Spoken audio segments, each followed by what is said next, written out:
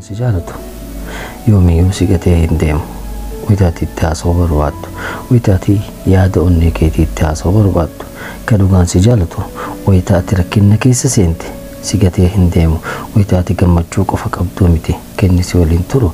Wayita rakkina qabdullee si bira dhaabata. Ka dhugaan si jaalatu yoomiyyuu si gatee hin beeku.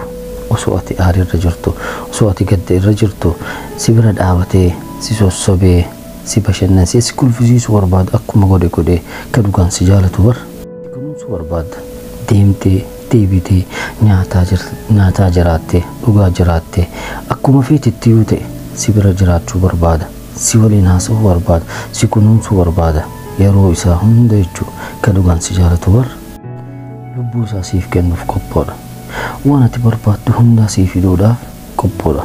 Ka dhugaan si jaalatu waan qabu hunda si kennee si gammachiisuu barbaada. Gammachuu kee qofa arguu barbaada. Ka dhugaan si jaalatu wanta xiqqoodhaaf sitti naaru, waan salphaadhaaf sitti naaru in aara wayituma san irraa gala. Xiqqoo ture irraa gala. Ka dhugaan si jaalatu bar wayita ati isatti hajamte of duratti agarta.